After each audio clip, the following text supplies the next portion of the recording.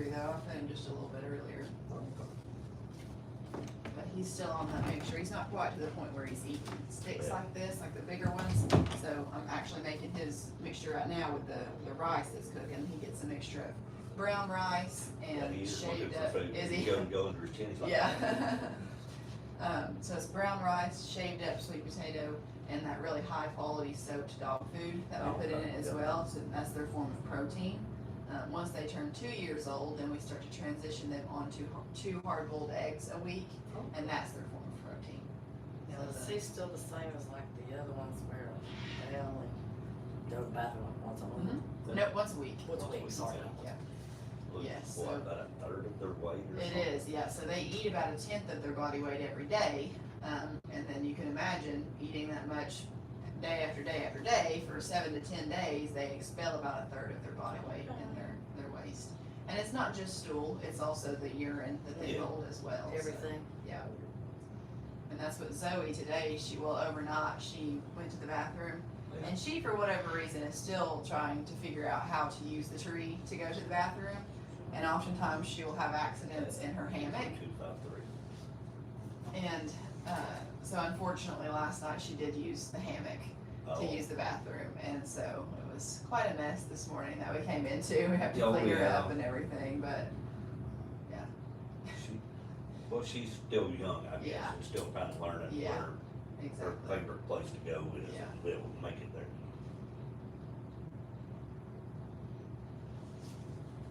But it is typical that they will use the same tree, the same side of the tree, because that's pretty much hardwired into them to do that because of the relationship they have with the moths in the wild.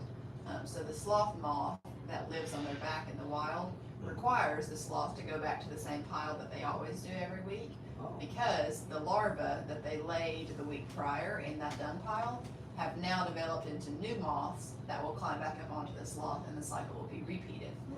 So if the sloth didn't do that and they used a different tree or a different side of the tree, or go to an area that did not already have the previous dung pile, but yeah, it's pretty cool how even though we don't have the moths on them here in captivity, they still have that pretty much hardwired into them. Flash, he's very, very regular that he will go just down that same tree. We don't even have shavings around the other tree because he doesn't ever go to that one. And it's always pretty much the same side of the tree as well that he will go to. It's pretty interesting how it all works out for him. But in the wild, they really require those moths, and they rely on those moths to be able to digest their food. So if they did not have those moths, they would not be able to lick up the waste of the moths. So it's the waste of the moths that they lick up while they're grooming themselves that actually gives them the bacteria to be able to digest their food. And if they did not have that bacteria, then they wouldn't be able to digest their food. It's similar to like, we digest ours through an enzymatic process, but theirs is a bacterial process. So if something were to happen that would disrupt that bacteria colony, they would not be able to digest their food. So here in captivity, since they don't have the moths that live on them to constantly be replenishing that the bacteria colony, they have to maintain that bacteria colony themselves and make sure that all of the conditions, the living conditions, are just right for them to maintain that. Yeah, there's a little bird in there. Yeah, he fell out of the nest up at the horse barn. Yeah. Oh. So I've been giving him little worms. But he's big enough, I think he's about to try to start flying the nest. Earlier I came in here and he was sitting up on the side of the bucket. Really? Yeah. I kept hearing, but it's like Yeah. close. Yeah. So yeah, in captivity, since this is not their natural environment, in the rainforest it is quite humid and quite hot. So for them, their sweet spot is about 78 to 85 degrees. And if it varies much from that, if it were to drop much below that, then the bacteria that's in their gut will start to die off. And it's very important that they maintain that bacteria. And so in captivity, we have to be really careful about, we open up the door outside to Flash's outside enclosure when it's warm enough out there. But if the temperature were to drop, or in the evenings, if someone were to forget to close his door, we could come back into it not a live sloth. They can go that quickly. And they are very, very sensitive animals to things like that. So we have to always make sure that everybody is on the same page with, who's feeding the sloths, who's taking care of the sloths, and that is slowly becoming my job. So I wasn't here the last time that you were here. I've only been here for about 3.5 weeks now, but I'm still learning all of the ropes, and it's slowly becoming to be my job to make sure that all the doors are closed, all the sloths are fed. See, look at him, he's trying to. That's cool. This would be a really cool place to Yeah. work.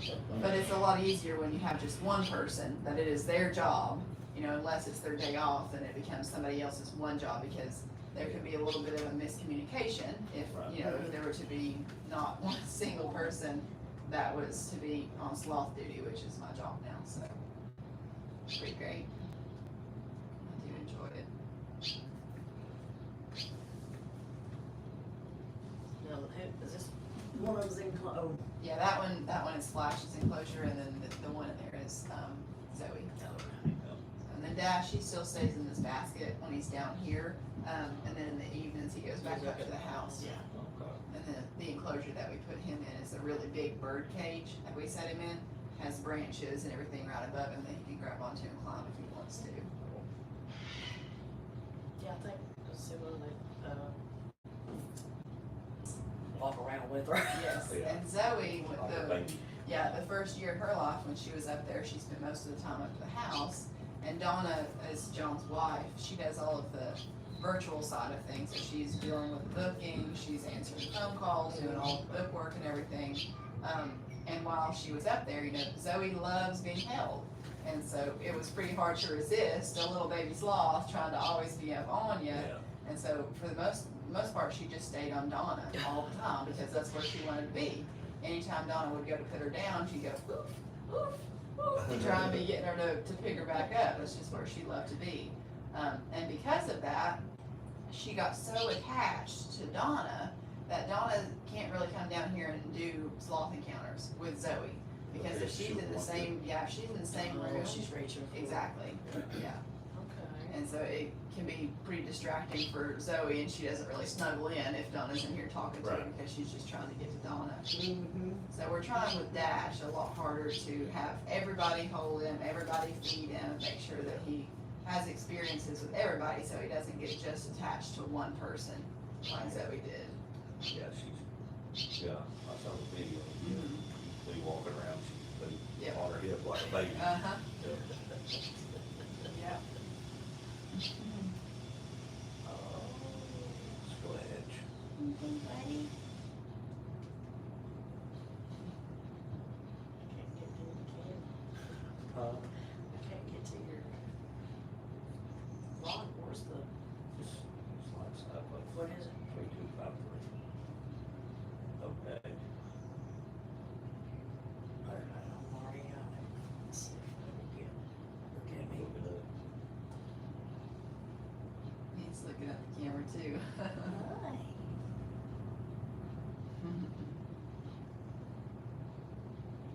I got some good smell on it.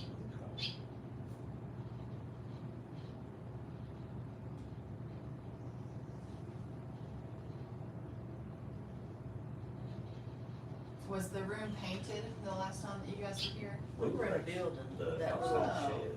Yeah. it was, Yeah. Cause it was kinda, well, it was cold out, but they were, there was a heater in there. Yeah, there was we a were- heater in Yeah, there. a lot of things have changed. Oh, okay. That's, yeah, that little building's. Building's still out there. I think they're starting to do the Finnick Fox encounters in that building. But now that we have, both enclosures are in here, so we've just started to do the enclosures in here because we have a constant, it stays 78 degrees in here, so. Yeah, that's that's, good. yeah, a heater. Good and comfortable for them, Yeah. so. Yeah, it wasn't as well regulated out there. It's cold outside. Mhm. Yeah. It was warm in there. Yeah. And it can get pretty warm in here too if it's real hot outside. Oh, A yeah. lot of people start to sweat and everything because it's not the ideal temperature for us, but it's definitely what they need Oh, yeah. to be able to Yeah. digest their food. How old is he now? He's 8.5 months. Yeah, when we got him, he was 4 months. Just a little bitty thing. much has he grown since then? Good.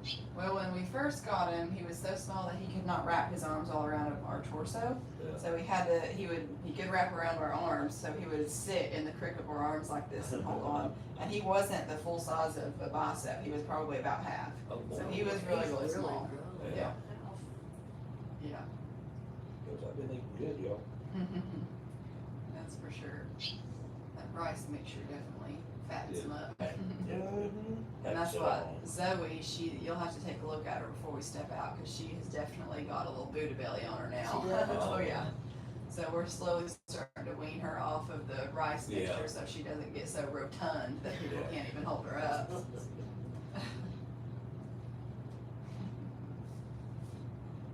Where were you guys from? Knoxville. No, it's not Yeah. bad. Yeah, just had to be on TikTok last summer, I think, and saw somebody holding a sloth. Mhm. I said, well, I was like, that's probably 5 Mhm. hours from here or something. I said, Yeah. She said, hopefully it's not. And I looked on Cody. I said, when I told her it was an hour away, she was like, whoa, we gotta go. Yeah. I said, my birthday's coming up, Christmas, Thanksgiving. You think of. Yeah. And, cause I read on, he'd already booked it, but I had read online, you can do they, it was like a double booking, like. So, we have the Sloth VIP, Mhm. which is where you get to spend the first 30 minutes with Flash. He'll come out here and hang on this branch and you feed him his breakfast. And then you go right into holding Zoe. So Oh. that's the Sloth VIP. And then there's also a 3-hour encounter where it's the Sloth Keeper encounter. And you get to spend 3 hours with all 3 sloths. And that includes coming in is first thing in the morning, so you help me chop up vegetables and figure out what the mixture is for all of the different recipes that we feed them and everything. And you just get a little bit more of an insight on what goes into keeping the sloths. The one pic, or the one video or whatever that I seen, it was one of us holding one of it, somebody else was holding the other. The babies? I don't know. You're the one who told me that. Yeah, there was somebody holding. It may have been something special that we did. So sometimes, it's not always by the books or encounters, and so sometimes like if Flash were to come down and start tapping at that window like he wanted to come out here and hang out, I'm not gonna deny him of it, so I'll let him out here. Right. But I always preface it by telling the people that are on the live that this isn't part of Dash's encounter. This is just an extra little tidbit because he felt like coming down and hanging out, so I just let him out. But that's not always something that Oh, happens. Right, Yeah, It was something. kind of on their terms. exactly, Yeah. yeah.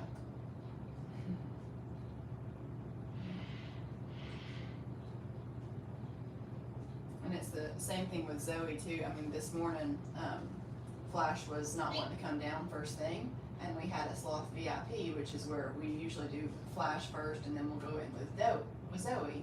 But Flash wasn't wanting to come down. It was time to start. So we started with Zoe, and we had her out here because most of the time when we have her out here talking about her and stuff, Flash will come down because he gets curious. Oh, And so we had her down here first, and then Flash slowly started hearing us talk about her and everything, so he started to come down. And they just got to hold Zoe the whole time.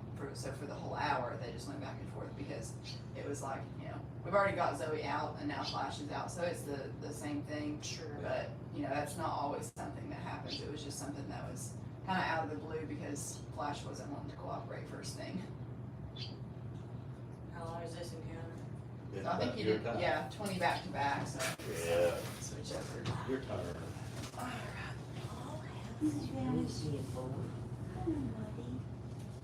Oh. I'm reaching for it. Do you want to sit in that chair or do you want to switch out? Oh, I'll sit in this Okay. chair. I'll sit here, listen to the fire. Oh,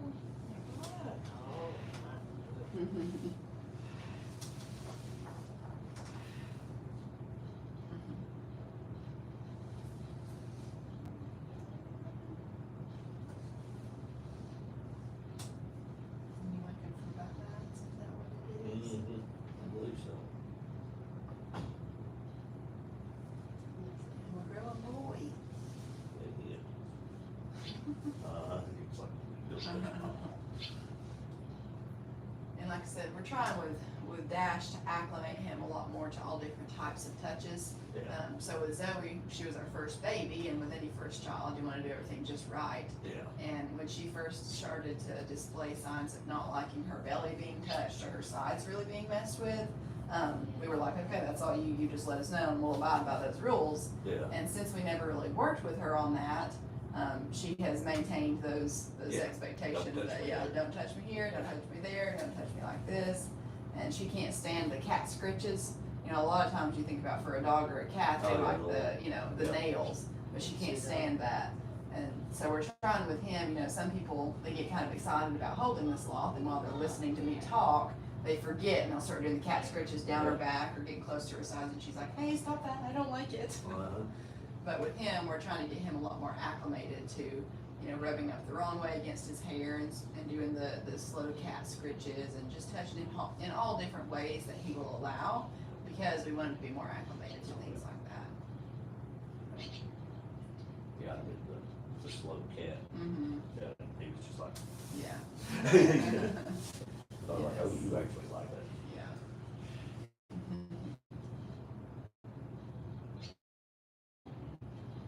He's probably starting to smell this rice cooking too. Yeah.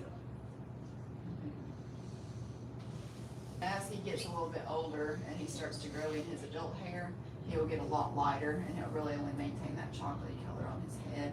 So it'll start down at his butt and kind of slowly travel up to get a little bit lighter. Zoe was a little further down.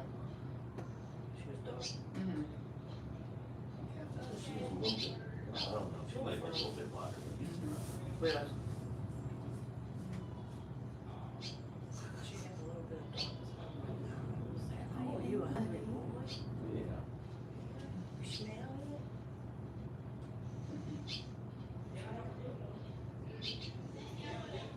But their eyesight is so poor, they also have what's called broad monochromacy, which means that they only have broad cells in their eyes and no cone cells. And the cone cells are what's responsible for seeing color. So they are colorblind, but the rod cells is what picks up motion, so they can see things moving really well, which is why they're so sensitive to, something. They don't have much peripheral vision, so if something comes in front of them real quick, they're like, oh my goodness, what is that? So anything in the wild that is coming towards a sloth is bad news. Whether it be a big cat or a butterfly that moves in front of them real quick, it's gonna freak them out because they don't know what it is. That's why mainly they just hang out, start out on the branches they can, because If anything is out there after a sloth, their goal is to just get to the end of the branch, and once they get to the end of the branch, they run out of branch room. And so sometimes they can take a tumble from that, and sometimes it's even just a miscalculated step. They go to grab the branch and then grab their own leg, and they'll go tumbling down. But the sloth can survive a fall from up to 100 feet in the air. So they are built, the two-toed sloths are built basically like trucks. They have 46 ribs total, so that's 23 sets of ribs, which is double what we have. And with all of those ribs, there's connective tissue that goes throughout their, it's connected, adhered to their body cavity through their ribs, and it goes through all of their organs and intestines to keep everything right in the right place. So even when they're hanging just by their two back feet, their stomach doesn't go rushing into the thoracic cavity. It stays right where it's supposed to. And that's beneficial for if they were to take a tumble. If we were to get into a car accident, our intestines are going to slap forward onto our body cavity, but for them, it stays right in the same place. Yeah. So they don't get any internal damage like that. Unless they were to fall, right on their noggin or something. yeah. But, yes. A jaguar, Mm-hmm. yeah, the jaguar wouldn't survive the same No, fall. would not. You know it's hot when you come into the sloth room to cool down.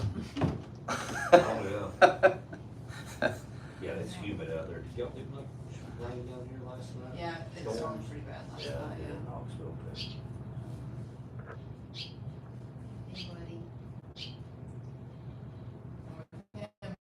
Looking upside down like that, there's some scientists that speculate that when they're upside down looking at us like that, that's their right side up, and to be on their belly crawling is kind of like they're upside down.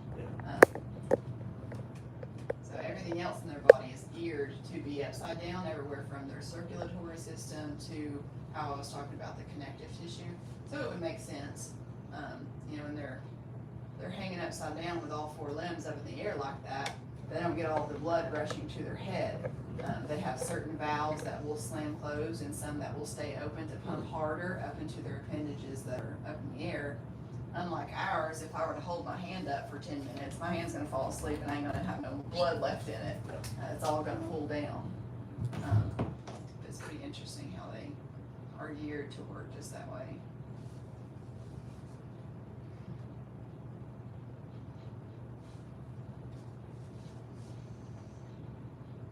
I was telling a guy at work about this last week. They go on water cruises, Cozumel, Cancun, stuff like that, Mhm. and all the stuff. He said, everywhere we go down there, sloth encounter, sloth encounter. He's like, I don't trust the people running those down there. And that's a big part of the education that we try to provide here, is that our hope is that with our sloths here that have been ethically bred for this, to be cuddlers, that people will get their sloth fix here at a facility like this and get enough information to understand that the things that they run down there are not always the best. Right. Because a lot of times the natives in the area are just looking to make a quick buck. And so what they'll do is go out and their goal is to find a really young sloth, even if it's a baby off the mother's back. And they will, bring them out and present them to the people that are getting off the cruise ships and say, oh, I've had them for several months. I found him. He didn't have his mother. And, when in reality, he just went out and got it. Yeah. Most of the time they will have the algae and moss that's growing on their back. And that doesn't look the best. Yeah, don't let him get a hold of it. He does have teeth. But they have moss and algae that's grown on them that does not look the best in pictures. So unfortunately, oftentimes they'll scrub that off and get rid of that ecosystem that's living on their back, which is, they rely on that, like we talked about earlier. If they are unlucky enough to find an older sloth that is a lot more resistant and hesitant to being interacted with, and they're trying to bite, they will oftentimes pull their teeth. After an event like that, it's, obviously pretty bad for the sloth. They don't have very long to live after that. So you really have to do your research and look into places like that before you decide to participate. No. Yeah. And that's why a lot of people, when they see just a little bit of our lives, they'll get on and see that we're holding sloths, and they're like, well, I thought you weren't supposed to touch the sloths. You're going to disrupt the ecosystems that's on their back. Obviously, you see there's no moss or algae growing on them because they've spent their whole lives in captivity. However, the Conservancy Agency down in places where they're native to, it's their job to tell the public down there, especially, don't touch sloths, don't hold sloths, don't take sloths, leave the sloths alone, let the sloths do what they want to do in the wild, because of the issue that they're facing down there. But these sloths are obviously not the same, kind of like that analogy we were talking about with the feral cat and the house cat. It's a totally different situation. No, we got to see something pretty cool back in February. Stand up there and get a picture with him like this. Please. He's looking back at us pretty good.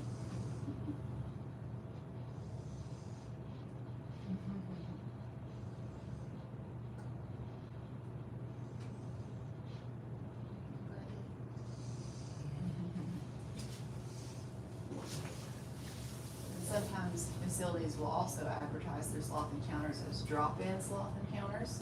You also have to be a little bit wary of places like that because sloths they like to develop a system. They like a routine. They like to know what time they're going to eat breakfast and when they're going to be held and when they're going to be able to take a nap. And with facilities like that they don't know when somebody's going to come in and say, hey, can I spend 30 minutes with the sloth? That can be pretty disruptive to any type of a schedule that they get. Since sloths sleep so much, they need to have time to just spend by themselves. Recharge Yeah. and just chill out. Exactly. And so places like that, you also have to, ask your questions and do your research before you book somewhere like that, because here, we are extremely guarded at the time that people get to spend with our sloths and the time that we get to spend with our sloths, because we try to keep their schedule strict to what they are comfortable with. So when we first started doing encounters with Flash, in the mornings it was his routine that he liked to come down around 9:30, 10 o'clock and come out here to get his breakfast. And so that's what time we started to book his encounters, was around 9:30, 10 o'clock. So his first encounter of the day is at 10 o'clock, and the people will come in and feed him his breakfast, because that's what he's used to. And we don't want to mess with that schedule. Yeah. So he has no more encounters throughout the day, but the ones at 10 o'clock and 10:30. Yeah, that's good that they did that, because they just figure out what his schedule is and like, Exactly. okay. And same thing with Zoe too, usually we'll have like a sloth VIP, where people will come in at 10 o'clock, spend 30 minutes with Flash, and then we'll go in there and spend 30 minutes with her.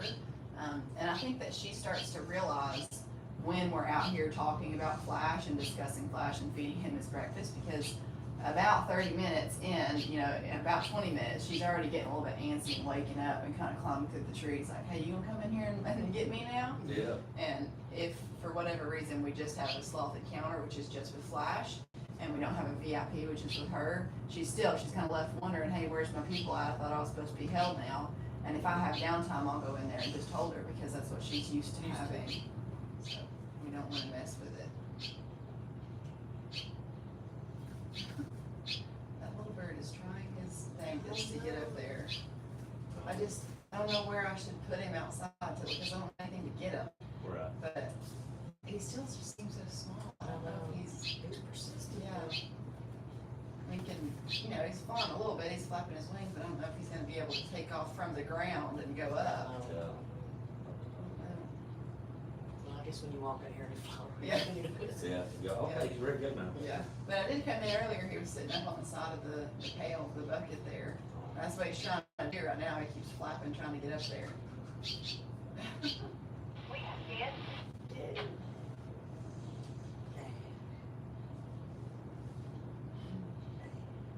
Yeah, we saw something pretty cool back in February. Went to Puerto Vallarta. First time we both ever been there in Mexico. Man, that place is beautiful. Yeah. But February, well, November and February is time to go down there.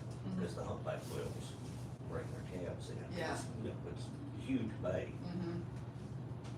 I didn't know, hadn't seen, Mm-hmm. had, seen a little bit whale watching tours. I'm like, okay, whatever. Yeah. We were walking down like a boardwalk and heard a big Mm-hmm. what in the world was that? Yeah. She said, probably a big pelican. I said, no. Pelican never makes that loud. Yeah. I said, let's stand here and watch this for a minute. All of a sudden, on the jump, baby jumped about About 100. 100, 150 yards off the shore. Oh my goodness. Oh man, that's awesome. Yeah, that's pretty cool. It's awesome to observe as well, animals in their natural habitat. Oh, yeah. And so sometimes down in Costa Rica and Guatemala, there'll be specific cruises where you go there just to observe the sloths, and that's completely fine. As long as you go down there and it's not like you're trying to take them out of the trees and handle them and things like that. I completely support that, because I think that it gives people an appreciation for what they look like and how they act in the wild. So there will be a tour guide that will bring people out into the rainforest and kind of show them, this sloth hangs out here, this is sloth here. But I could imagine those tours probably take quite a while to see several of them, because sloths are very solitary animals in the wild and in captivity too. They can care less about each other. Sometimes Zoe, she gets a little bit curious about Flash, but other than that, sometimes they'll do a little high five, but it's like they're just kind of trying to figure out who each other is and if they have food for me. But other than that, it's pretty rare to see two sloths in the same tree. If you do, most of the time it's from either they've just mated or are about to mate, or it's a mother and baby that are slowly separating.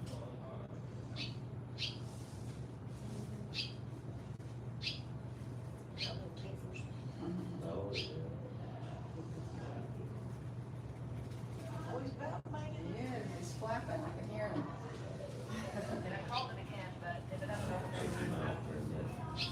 It is about that time.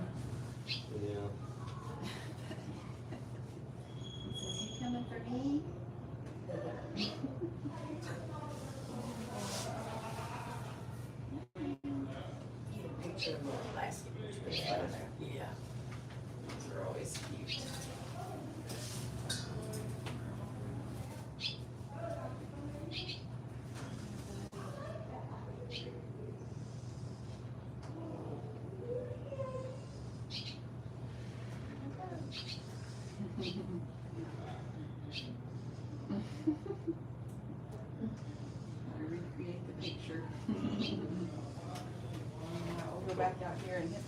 smells sanitizer. that food, he's Yes, going, yeah. hey, that's mine. You're working on it. Now this is Flash. Yeah, Flash is in there. Oh yeah, we'll take a peek at Zoe real quick. What's he got in here? He's probably all the way up to the top. That's Zoe, girl. Oh, look how big she is. She has got. Is she a lot lighter? Yes, Yeah. yes. Oh, she's pretty. Take a quick picture of her. Really. I put plastic pictures all over last year of her, and actually people were like, where did you go? And I was like, and I told them, they were like, I never knew that was here, you know, Yeah. so. I worked at the hospital in UT, and I was telling everybody, you Yeah. need to go there, it's a wonderful opportunity, Yeah. just an experience. Alright. He's very, yeah, I can't Yeah. even see. Yeah. His hammock is up real close. It's kind of hard to see. But Oh, well, that was come awesome. here. Hand sanitizer one more time.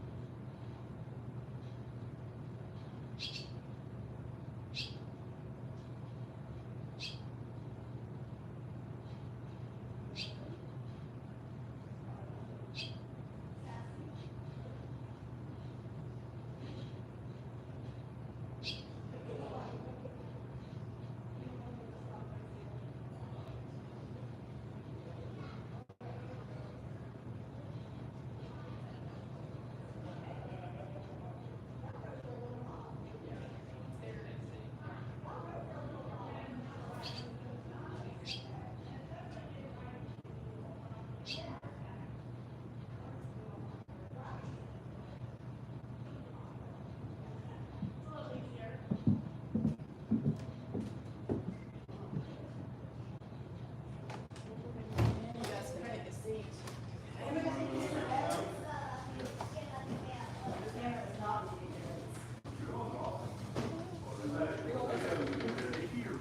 If you guys want to hit the hand sanitizer first, and then come in, you guys can see her. Doesn't matter to me.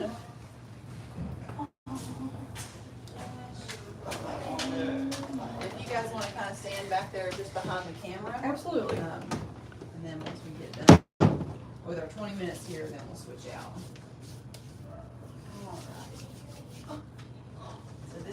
Dash. Oh my gosh. You wanna go first? Oh my gosh, you can go first. Okay, so with him, we just wanna support underneath his booty just like this, and then nice slow pets just down his back, and he's fine with that. Alright, buddy. Well, not. And pictures are good. Yes, pictures are just fine. Man, do you wanna do the picture with Danielle or? Yeah, and I can move this up too, so we have just a little bit more room back here. Sometimes this thing gets in the way. Oh my gosh. Scooch up here out of your way.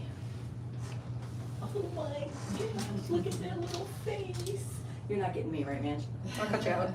Cut me out, good. So he's Sweet.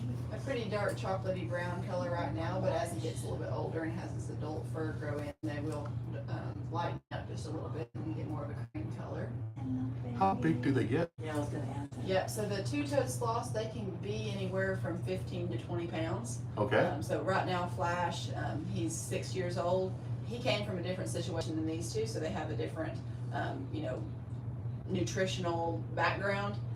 So he's maxed out at about 15 pounds right now, and that's after he goes to the bathroom. Okay. And then Zoe, she's 16 months, and she's almost 15 pounds, so she will probably surpass him in how much she weighs. And are they in there? Yep, so Flash is in here and Zoe's in there. Oh.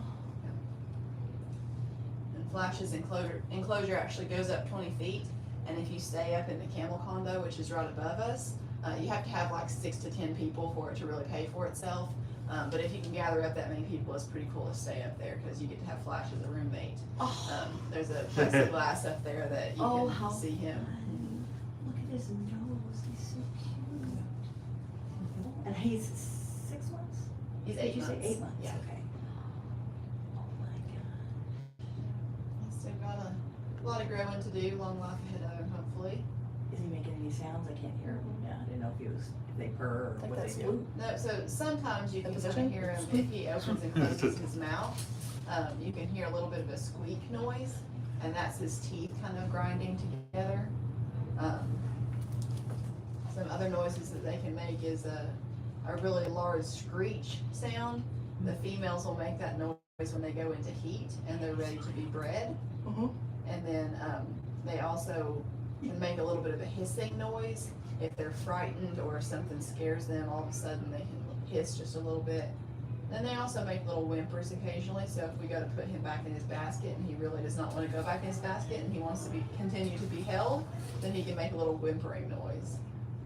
And Zoe, actually, our first baby, we almost named her Oof, because when we would be holding her and go to put her back into her enclosure, she'd be going oof, oof, oof, Oh. and she'd be trying to get us, so. Oh my goodness. She's a sweet girl, and she still does that occasionally when we go to put her back in there in her hammock.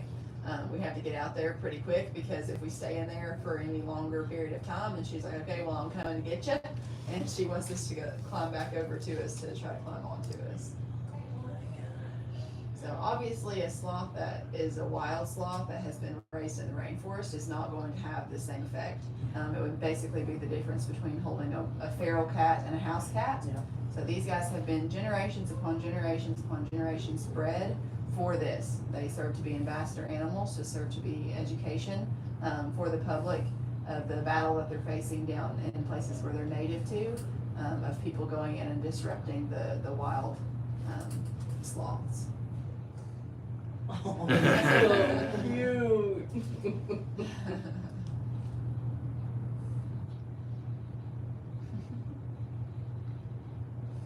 And so believe it or not, in that tiny little body, he has a total of 46 ribs. Oh That's my 23 goodness. sets of ribs. That's double what we have. They go down really pretty low. They wrap around his entire abdominal cavity. And with all of those ribs, he has connective tissue that is tightly adhered to his body cavity and through his organs and his intestines to keep everything just in the right place that it's supposed to be. And so when he's upside down, reaching down for branches that are a little bit lower to try to get the leaves off of, he can hang by just his back feet, and everything inside of him is just where it's supposed to be and doesn't all rush to his head. So everything is really Goodness. tightly suspended where it needs to be. And that also really helps them if they were to miscalculate a step and like grab their own leg, which sometimes happens because they have really terrible eyesight. Or if something were to be after them in the trees and they, go to the end of the branch and fall off, they can withstand falls from up to 100 feet in the air. And that's because of all of those ribs that they have and the connective tissue that they have in between all their organs, keeps everything just in the right place that it's supposed to. So if we were to get into a car accident, our intestines are going to slam forward into the front of our body cavity and we're going to get some internal damage. But for them, everything stays just where it's supposed to, and so they don't have that issue. That is amazing.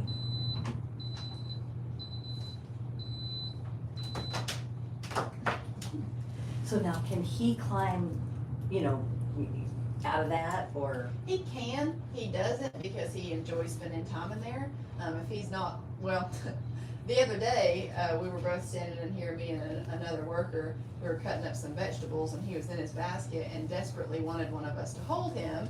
And so he was reaching out so far with both of his hands that he did fall out of the basket. It's a very short distance, obviously, but, and he was just fine. But we were like, that's the first time we'd ever seen him actually fall out of the basket. So he can if he wanted to, but he stays in there for the most part and sleeps. Sweet. So how many groups do you have a day?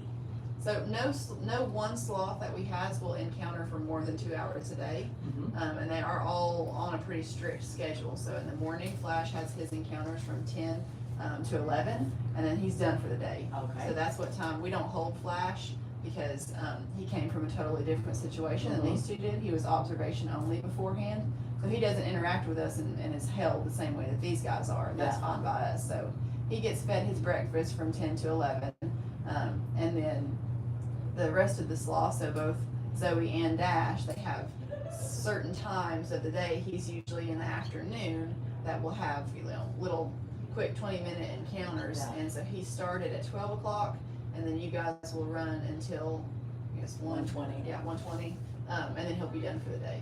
And so they don't encounter for more than 2 hours a day total, and that's not 2 hours straight. That's broken up usually between different people. Looks like he's sleeping. His eyes are closed, right? Yes. He takes really, really good naps on people. But sloths do sleep a good portion of the day, and so they need time to be able to just relax and hang out where they want to and just take naps. Scientists used to think that they slept upwards to 18 hours a day, but after doing a little bit more closer research, they realized that some of the time that they thought they were sleeping, they were actually just hanging there chilling with their eyes open, not doing anything. Yeah.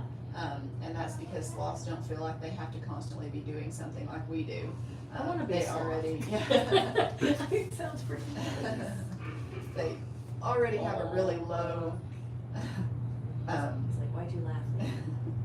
they have a really low energy storage. So the leaves that they eat off of the sarcopia trees are really, really low in caloric content. So they don't really have the means to expel a whole lot of energy. So a lot of times when they have nothing better to do like eat, they just hang there and digest their food if they're not sleeping.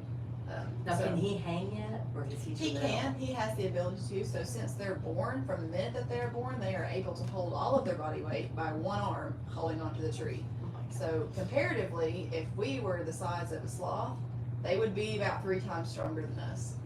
So I don't know about you guys, but I have never seen an infant No. hold all of their body weight up onto, hold it up in the air.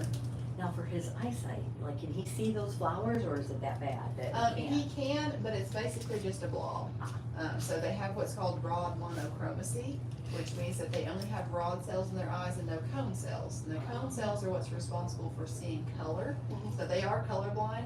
And the rod cells are what's responsible for seeing motion. So they see things move very well, but they can't really distinguish what it is. Okay. Most of the time, anything that's coming at a sloth in the wild is bad news for the sloth because they don't know what it is and they don't want anything coming at them. So, Is there a bird in there? yeah, it's a little baby bird. Oh, I didn't see it. I can't see Yeah. that around here. Yeah, he's down in that bucket. Oh, oh my gosh, he is so cute. He is a very sweet boy. When it's my turn, I'll switch seats with you. I think that's a better seat, because Usually, That's a better seat. Oh, is it? Okay. Yeah, so you have the ability to lean back just a little bit more, and when you're leaned back, he feels a little bit more comfortable kind of, lay out on you. If you're more straight up like that, he feels like he has to clamp down a little bit harder, and sometimes he can pinch you. So if he wants to pinch you, that's fine. Sometimes it's pretty convenient, and he'll actually grab Oh, on the they're high. cross strap Yeah. right there, and then That it would be- works out pretty that- well. it would be over. It would be just- Right here. Oh, Had trouble. oh my gosh, she's grabbing her arm. Would you hold that? Thank you. Hello, sweetie. You can just, yes, and put it under his Hi. booty. There we go. Hey there. How are you? Hook some batteries up. Okay, no worries. Hello, oh, I see you.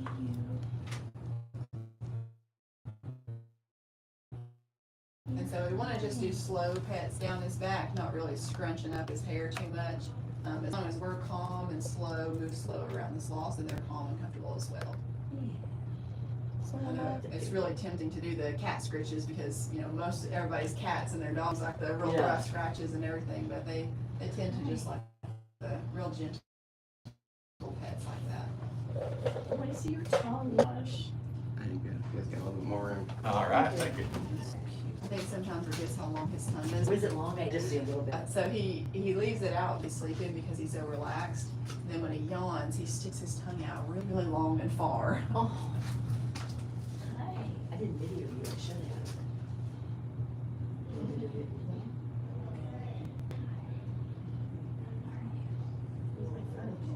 You are so very cute. What's Critchy's on? I know. I just. It's hard not to. We're trying to acclimate him a little bit better to be tolerant of the scritches and people running up the wrong way. Because I don't know, for me, it's just cringy for me to think to rub somebody's The hair opposite. up the opposite way. Oh, But yeah. some people do, and Zoe, she's really particular about, she cannot stand that, and she cannot stand the cat scritches. And if somebody does that or starts messing with her belly, she gets quite upset about it. Yeah. And that's because when she was a baby, she was our first baby sloth, and so we wanted to do everything just right with her. And the moment that she started showing us that she did not like her belly and her sides being touched, we just backed off and didn't work with her on that. And so she still liked that. And with him, he doesn't necessarily love us doing the cat scritches and backwards, but while he's eating and while he's content doing other things, Yeah. we try to slowly work on him with that just to get him a little bit more acclimated, because sometimes people just get a little bit too excited to hold the Oh, sloths yeah. and they forget, or they'll be, intently focused on what I'm saying about the sloths, and they'll forget and start doing the cat scritches or petting them in weird ways. Hello, sweetie. I see your little eyes. Right. Goodness No, gracious. back to one. I wonder if somebody disconnected. So they're on like, "Who's that?" And he knows John's voice pretty well. Laid down flat and. He laid down.